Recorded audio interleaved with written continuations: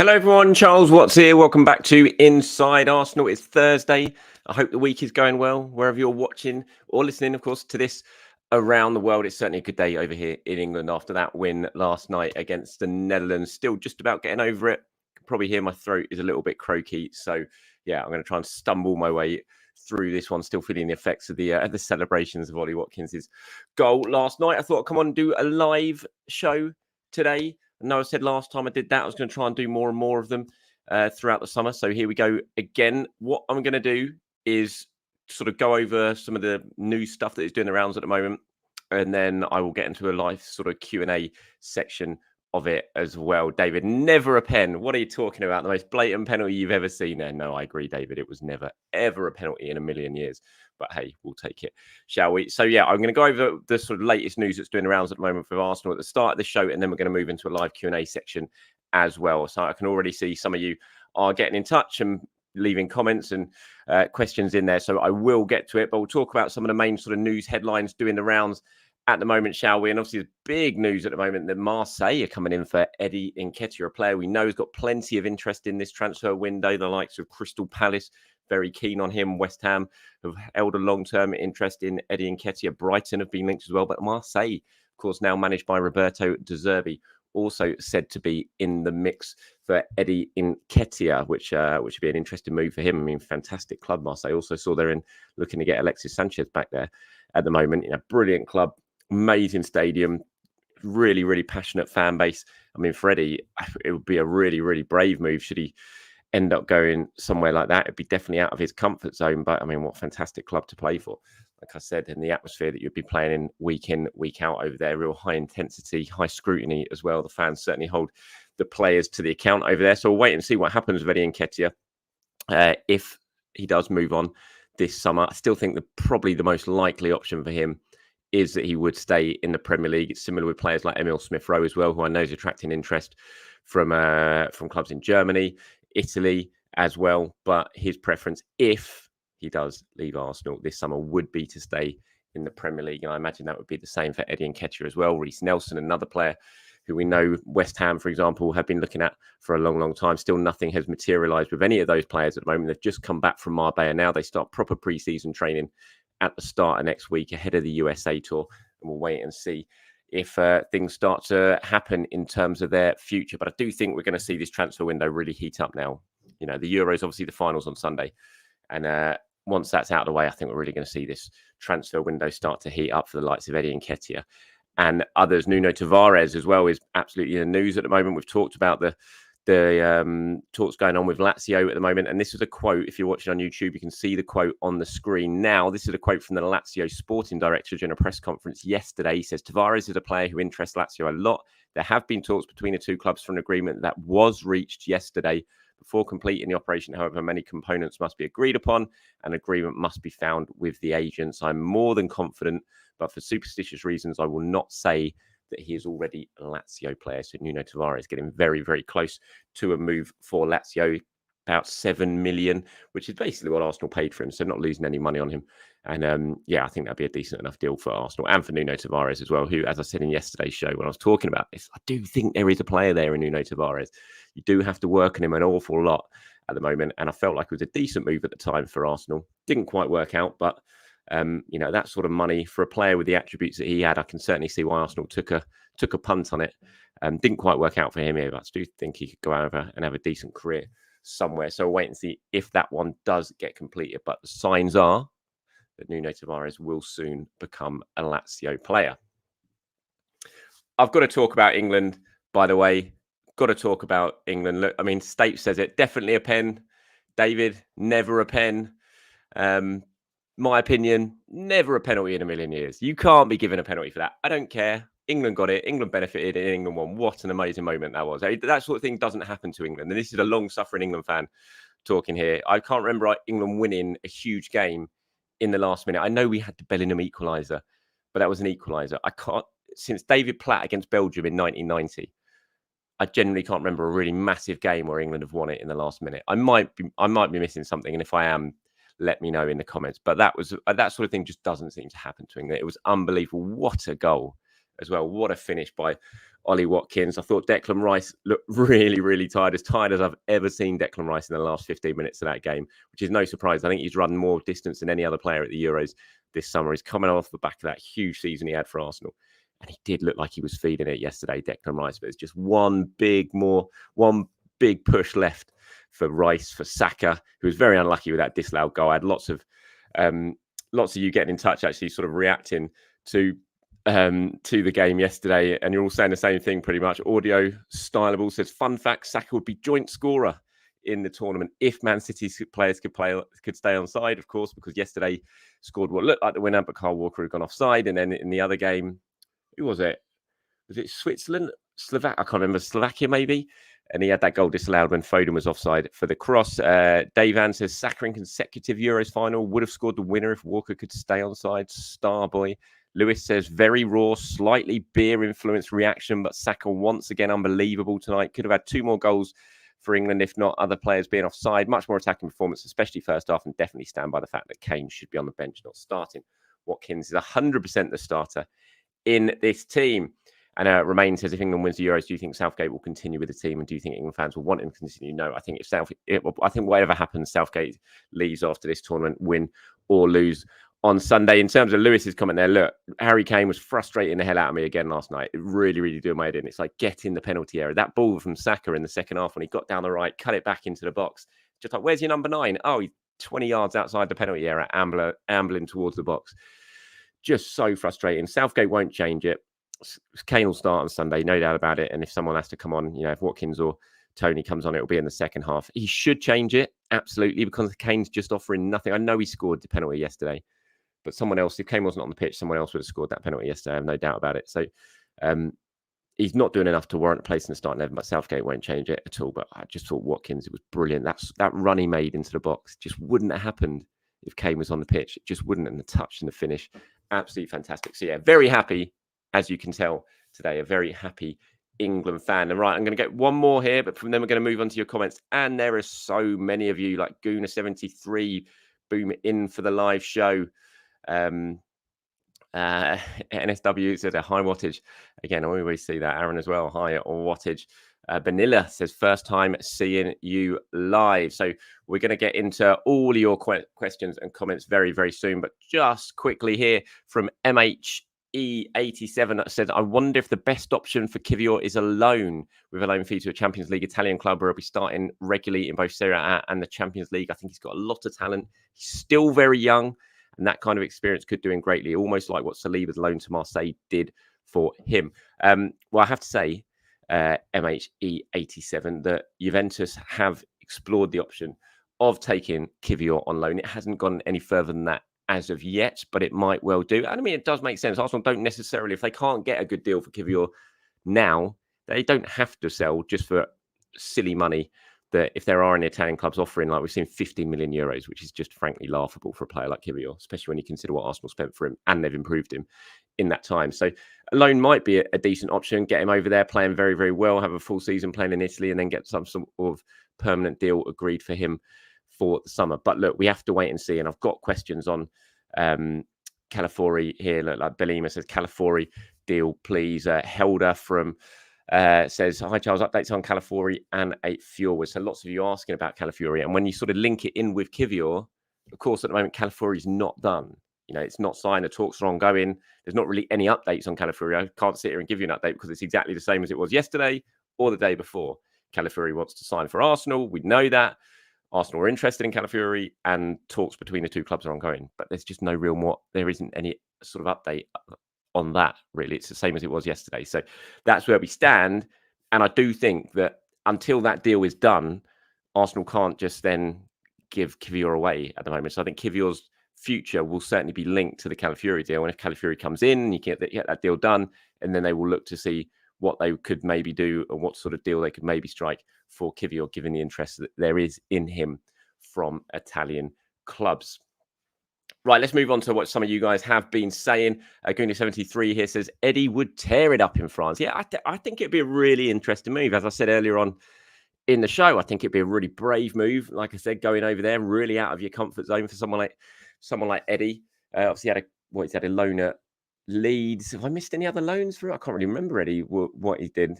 He had that short loan at Leeds that didn't really work out. But, moving to Marseille, it would definitely be out of his comfort zone, but it'd be a really exciting move. You're playing at a top French team where you're under huge pressure to perform week in, week out. Like I said, an amazing stadium, amazing atmosphere. Playing in European football. Got Aubameyang there as well, of course, player that he knows very, very well. So yeah, I wouldn't. I think it would be a really good move for him, and I do expect he would score goals. I think wherever he goes, he's going to score goals. I think Eddie Nketiah is a very, very good forward. He's shown he can score in the Premier League, and I think wherever he goes, he's going to score goals. I have to say, Christian's got in touch to say, hey, Christian, I hope all is well. AFC Cape Town, this is on Eddie Nketiah as well, obviously, saying they sold Vitinha for around 30 million. Maybe they can pay us that for Eddie. Yeah, 30 million, 40 million is a price I have in my mind for Eddie Nketiah. I think that would be a good deal for Arsenal, £40 million. I know 50 million has been mentioned, as I've said before, and got pelters for it on this very channel that maybe I'm underselling Arsenal players. I'm not sure about that. I do think 40 million, you couldn't really complain for 40 million. Christian says, what about Lunin to Arsenal? Got some interesting thoughts.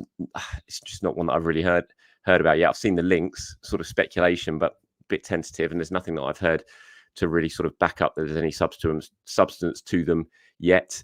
I think with Lunin as well, he'll want to get out. He wants to get out of Madrid to play. He obviously was playing a lot last season. Courtois came back, got himself fit, played the end of the season, and for someone like Lunin, he wouldn't want to come to Arsenal and then be playing second fiddle to David Raya. I imagine the move he makes, if he does leave Madrid, wouldn't be to be second choice somewhere else. Ben also says that Eddie Nketiah, I think he scores a lot in France. Felix Welsh says, good morning, Charles. Good morning. Felix, sorry. Edwin says, hi. Good to have you on board. Edmund, what's it for Thomas? What do you think of PSG trying to sign Rob Holding? I haven't heard that, Thomas, after I still get absolutely hammered for the tweet I put out when Arsenal sold Rob Holding to Palace, if you can call about £1 million or whatever it was sold. And yeah, everyone still always absolutely hammers me. That tweet always starts doing around, people copying me and saying that Palace should be laughing for that deal. Reese says Tavares is accounting profit, which helps FFP. It does 100%. H Inamoto says, hi, Charles, watching live from Melbourne. Watch your program every day. Cheers, Henry. Thank you very much, Henry. Appreciate that. Gary agrees that Kane should be dropped for the next game. It's just not going to happen, though, Gary, is it? Do you have any confidence that the Gareth Southgate will drop Harry Kane? I'd be stunned. It'd be the biggest decision he would have ever made as a manager, leaving out the England captain in the finals of the European Championships, having not left him out in the whole way through the tournament. So I just can't see it at all. Quite a few of you getting on board the not a pen. It's not. Look, my thoughts on it were, obviously, under the rules, officials have come together and decided that is a pen, because otherwise it wouldn't have been given. So the VAR thought it is, the referee's gone to the monitor and had a look at it. So under whatever rules it is that they officiate the game, they obviously decided that it is a pen. But just from a purely footballing point of view, when you look at it, Kane had the shot, the ball was bouncing, the defenders put his foot out to try and stop a bouncing ball, but block a bouncing ball, and Kane kicks through the ball and into his foot. I just don't see how that can possibly given. If that was given against Arsenal, for example, you'd be absolutely fuming about it.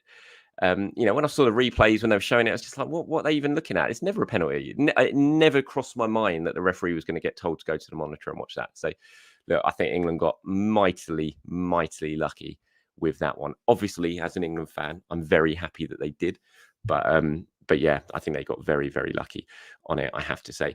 David says, hi, Charles. David Kajang from Nigeria here. Good to have you on board, David. Glad to be this live. Look forward to more and more of these. Like I said, I will be trying to do more and more of these as well. Alina says, has Arsenal signed Calafiori? No, not yet, Alina. As I said earlier, talk's still ongoing with Bologna to try and get that deal done. Bologna do have to give like 50% of this transfer fee, over £4 million, I think.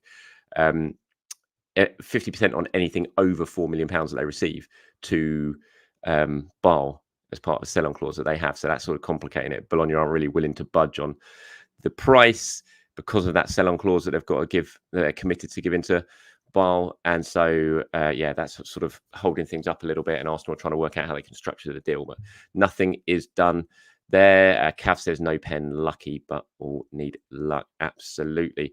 Dune says, hi, Charles, greeting from Kenya. What do you think about our links to Ajax's Brian Brobby? Fits the age and the talent is there. Yeah, I mean, I've seen these links throughout the summer, really. But again, it's not one that I've ever heard of. So I've not really paid them too much attention and not really said anything about it myself, because it is just kind of speculation as far as I'm aware. I haven't actually seen or been told about these links myself. And that's why I won't really talk about it too much unless I know that there's actually sort of anything genuinely in it. Let's have a look at what else you've said. Ben says payback to the Dutch for the Koeman decision all those years ago, 100%. If you don't know what Ben is talking about there, go and have a look at Graham Taylor's game in charge when David Platt ran through in a game that England had to win and got brought down. Free kick, not a penalty. Red card not given. And then Koeman goes and sticks in a free kick later on as they win 2-0. Dennis Bergkamp also scored in that game. Felix says Saka versus Yamal, battle of the right wingers. Yeah, what a battle. Well, we're just going to be battles all over the pitch. Obviously, Saka and Yamal are going to be on opposite flanks, so it's not going to be a one-on-one battle. But I see what you're getting at there, Felix. There's going to be so many interesting battles. Declan Rice versus Rodri. We're going to see that again, which is going to be really, really exciting. It's just going to... I mean, I'm terrified as an England fan because Spain have just been fantastic. They're the best team at this tournament. They absolutely deserve to win this tournament. And if they play well, I think they will win this tournament because I just think they're better than England. They've shown that so far. But, and it is a but, this is football, so anything can happen. And the way England have been going in this knockout stage is the last-minute equaliser from Bellingham with that overhead kick. Saka's late equaliser against Switzerland, winning on penalties. Last night, a last-minute winner. You know, in football, when you just start to believe sometimes maybe your name is on the trophy, and I know that is a cliche, but you just have that nagging thought in your mind. So yeah, fingers crossed that England can get the job done against Wales. Carl Heng says, hi Charles, first time joining you live. Thank you very much for joining me. And yeah, I hope I'll be doing plenty more of these. Jay Rishem says, is Partey leaving? Well, it depends if a bid comes in for him, which it hasn't at the moment. There is interest from Saudi Arabia.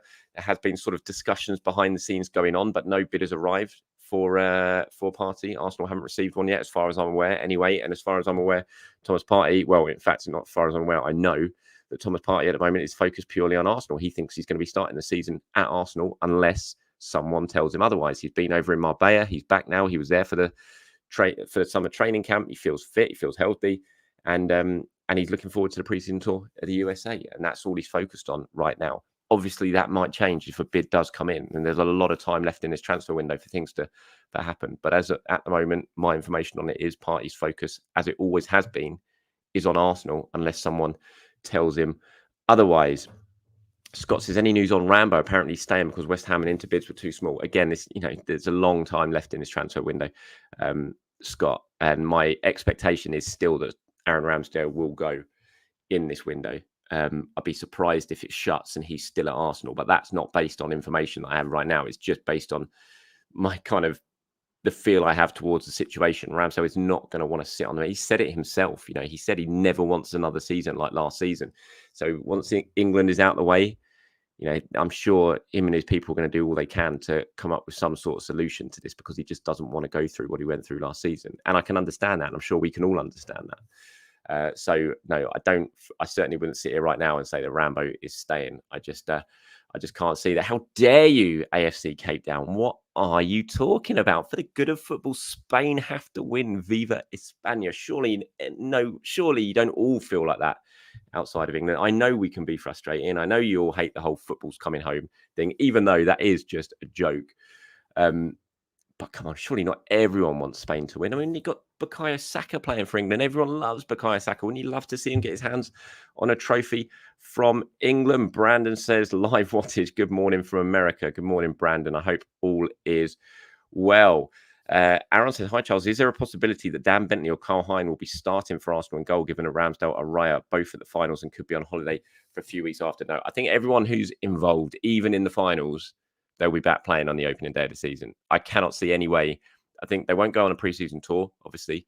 I think they'll come back, but I'm absolutely sure that either Ramsdale or Raya. If they're still both here, well, we know Raya will be, but if Ramsdale's here, and if there's any issue with Raya, it'll be Ramsdale. But yeah, I think Raya starts in goal. I think as long as there's no injuries to any of the sort of main players that we know who have been over on the international, playing international football during the summer, they'll all play on that first game of the season against Wolves, isn't it? So I can't see it being Bentley or Hine. No, it will be Raya in goal, barring any injury. Khalid says, do you think us signing Calafiori could see us drop into a back three, which would see the need of an LCM not necessary, as defenders could push into CDM into spaces around the midfield?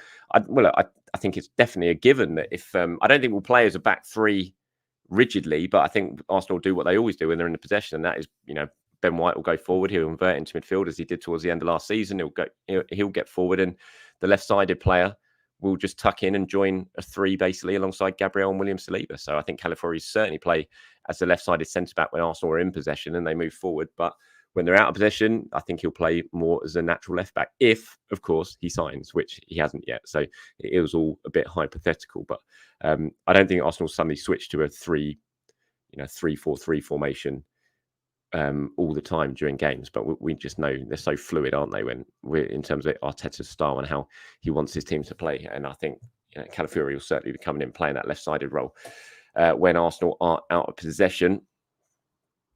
Zinchenko may not get much playing time, especially if Calafiori signs. Yeah, I mean, probably right. I still think he'll get plenty of playing time, but he might struggle to get some starts if he stays as well. Kiwior, I mean, we've talked about Kiwior potentially going, but I do think if someone came in with a really tempting offer for Zinchenko, I think Arsenal will probably be open to it like they would be for a couple of other players in the squad, sort of senior players in the squad right now. But I still think Zinchenko's got an awful lot to offer Arsenal. He's a top quality player. Zinchenko, yes, he might have some flaws defensively, which everyone has pointed out, but he does an awful lot of good things for Arsenal as well, Zinchenko. He struggled for form at times last season. He admitted that himself, but he's still a top quality player, Zinchenko. And if he does stay at Arsenal, I think he's got a lot to offer, whether that be at left back, whether it is sort of moving into more of a midfield role at times next season.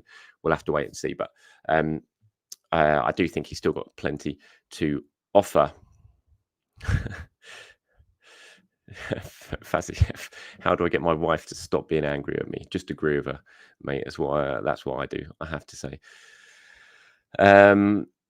Let's have a look. NSW says, Eddie would do great given time. I'm just happy we're on a level where we have good players. Other clubs are trying to sign. It shows we've improved greatly. Looking forward to a great season. Nice positive one. Yeah, 100%. All those players who might well leave. I mean, you all know my thoughts on Emil. You always have a go at me saying I give too much time. It should be inside Arsenal Emil Smith Rowe channel. But, I fully admit he's one of my favourite players in the squad, and I wish he would be given more game time at Arsenal. But it doesn't look like it's going to happen. So I think he should probably go this summer for the best for Arsenal and best for him as well. And him, along with Eddie, Reece as well, they are all generating interest. And I think it's for the first time in a while, I think we will see Arsenal bring in some good money this summer. S says, we got Tomiyasu from then. It will be done. Apparently he's on holiday, which might be an excuse to see what other offers come in. Well, I'm not sure. Well, maybe from Bologna's point of view, but as far as certainly the suggestions from Italy that Calafiori absolutely wants Arsenal and doesn't want to talk to anyone else, and that's why Chelsea have sort of pulled out of the running for him at the moment. He will be on holiday, no doubt about that. After the Euros finished, he would have got a bit of a break, but the players don't need to be here while negotiations between the clubs are going on. They can be on holiday, and then once it's agreed, then they can shoot over and do medicals and all that sort of stuff. So I don't really think a holiday would be an issue in terms of why it might not be done right now. Just looking at some of the other questions or comments I certainly can't bring up on here right now. Cello says, are we going to get a proper striker? I can't sit here right now, and we've still got 2 months left of the transfer window. I can't sit here right now and say yes or no to that one. I don't, I would be, how do I put this before the aggregators all pick up on it and put it all over social media? I'm not convinced they'll sign an out number 9. I'm absolutely convinced they will improve their attacking options between now and the end of the transfer window. I've said that a lot. Obviously, they went for Sesko, who was an out number 9, but I think they viewed Sesko as a bit of an opportunity, didn't they? He had a very nice release clause that probably felt there was he was worth more than his release clause was. So it was a good market opportunity to try and sign him. Just because he said no and decided to stay at Leipzig, I don't necessarily think that means they will definitely now pivot to another out-and-out central striker. They've got Kai Havertz, who's certainly going to start, I imagine, next season, whatever happens as Arsenal's number 9. You've got, hopefully, fingers crossed, touch wood, a very fit Gabriel Jesus to play a big part next season. You've got Trossard, who can play there as well. So I don't think it's a given that Arsenal sign a number 9. In fact, I would be, right now, I'd probably be a bit more surprised if they did sign an out-and-out number 9 this window than they didn't. But I do certainly think they will improve their attacking options. So obviously that means more of a wide-sided player who can play maybe as forward if need be. Guarez asked, is there any update on the German mystery player? I mean, I don't, as I said at the time when we did my show last week with Team News and Ticks, this is just a classic transfer window story for me. I'm just not sure if it's true or not. So is there any update? No, not from me, because I didn't really know anything about it in the first place. I just think it's a classic transfer window story. I mean, it might be true, and we'll wait and see, won't we? We've got plenty of time, as I've said lots of times. We've got lots left of the transfer window right now. But I certainly don't have any update on it. It's just a story. The whole thing just makes me laugh a little bit at the moment. Adam's got in touch from Czech. Said, hi, Charles. Greeting from Czechia. Hello, Adam. Thank you very much for getting in touch. Fazira thinks England will win it. Absolutely fantastic. Emmanuel says, if Eze is coming to Arsenal, what happens to Smith Rowe then? Well, I've already said, I think Emil probably goes this summer. Whatever happens, even if Eze doesn't sign for Arsenal or any other player doesn't sign for Arsenal, I still think Smith Rowe, the likelihood is he probably will head off. Right, let's see what else we got. Well, we're getting up to half an hour now. Still got a few of you to get through. It's an interesting one. Boris says, do you think Arteta should rest Saka and Rice against Wolves on the opening day? Do I think so? No, I don't see why not. I mean, look, England play the final on Sunday, which will be the 15th of July. Is that 15th of July, 14th of July, the final? And then Arsenal's opening game is a month later. So they've got a month, and they can have a good couple of weeks off, 3 weeks off, come back, maybe for the start of the week where the Emirates Cup starts, get some minutes in the Emirates Cup. I don't really see why they would need to be rested. Obviously, the sports science people will take a look at them. If there's any doubt from those guys that are flagged up, then maybe they will decide to rest them. But I'd just be surprised. Look, we know Mikel Arteta loves to play Bukayo Saka whenever, no matter how many minutes of football he's played.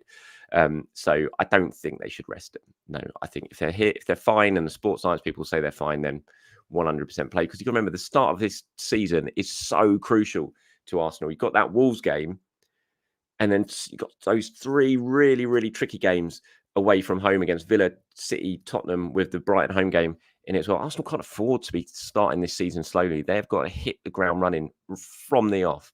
If they can do that and they can pick up some good results in those away games, then they've got such a good start to the season under their belts with some difficult games already behind them. So no, don't think so. I think they play. I'd be very surprised if they don't. Crocodile Mock says, hi, Charles.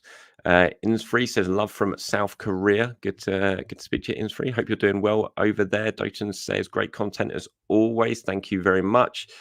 Aiba says, I still think we should keep Kiwior even when, very confident there that this deal will be done, even when Calafiori comes in. Fair enough. And I don't think you're alone in that. I've seen lots of people in my comments over the last few days saying exactly the same thing. TJ asks his thoughts on Saka handballing before the penalty. I've not even seen Saka handballing before the penalty. Did he?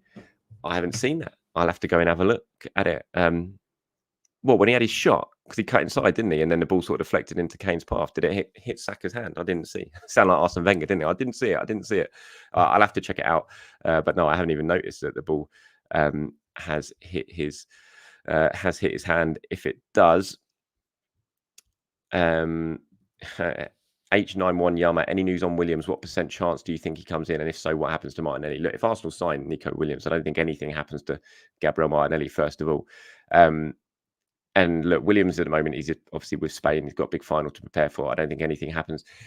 Nothing's certainly going to happen until then. We know that Barcelona are very, very interested in Nico Williams. Whether they've got the finances to be able to get it done, who knows? But it's going to be interesting to see what does happen with him. Not just him, Danny Olmo as well, who has the release clause, which again is about £51 million, very similar to Nico Williams over with Leipzig, that was due to expire, I think, in a couple of days. But because they're in the final, there's a clause now in that contract as well, which extends the release clause by an extra few days until after the Euros. And the expectation seems to be in Germany that will get triggered by a few clubs. And as I said yesterday, I think Danny Olmo would be great for Arsenal. I think he fits a lot of what they need in another sort of attacking midfielder. And yeah, I think it'd be a fantastic signing, but we'll see. So on Williams, I think it's the same. We've just got to wait until after the Euros finish, then see who does really hit that release clause. Look, Arsenal like him, no doubt about it. They've been watching him. The recruitment team likes him. Mikel Arteta likes him, but that doesn't necessarily mean that they're going to actually push the button out and or push the button and try and get that deal done for him.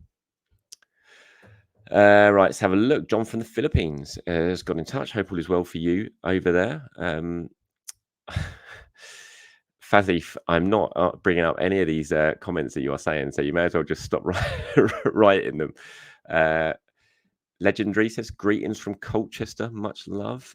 Got someone from Canada here says, what do you think will become of Zinchenko if Calafiori joins? Obviously, already discussed that at the moment. I don't think necessarily anything will at the moment. We'll have to wait and see. But he is a player that Arsenal would be open to selling if they got a good offer coming in for him. But at the moment, doesn't look like one of those offers is going to arrive. Do you think he could be sold, be third choice left back, or potentially fill our midfield gaps? I think he could do all of those, to be honest. That's not just me sitting on the fence, but I do think he could do all of those.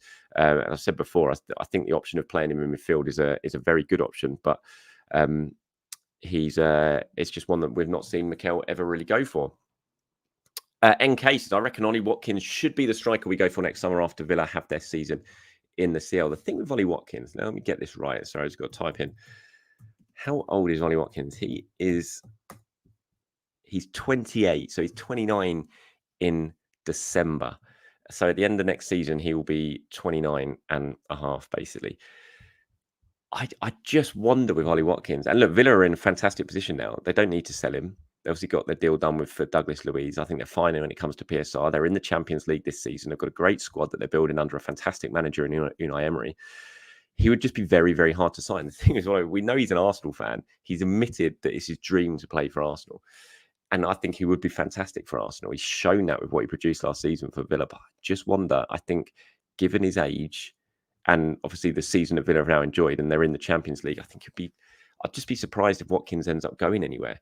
Now, I think it'd be very hard for a club to pay the sort of money that Villa would want for him, given his age now. Right, I'm going to do a few more of these before we cut this short, and so we can all go off and have some lunch. There's another one here with a shout for Ollie Watkins. Sylvester, finally found you live, Mr. Watts, watching from Lusaka, Zambia. Hello, Sylvester. Hello to Baragudi as well. What else have we got? Yeah, John, you agree with me? No way Kane gets dropped. It's probably his last big game in a tournament. Barry from Antigua. Hope all is well with you, Barry, and everyone else who's joining me from the Caribbean. Obviously, as I said it in the show earlier on in the week, all my thoughts with everyone over in the West Indies after Hurricane Beryl, seeing the awful destructive power of that hurricane and what it's done to St. Vincent, the island where my mum's from, and everywhere over in the Caribbean, just awful pictures. And I hope you are well, sir. I hope all is well with you, Barry. He said, was it not a similar situation to the pen that Declan gave near the end of last season? What penalty was that? I can't think of what that penalty was. Declan Rice giving away a penalty. You're going to have to remind me. I think, Barry, I can't remember the penalty that Declan Rice gave away. It's not at the top of my head.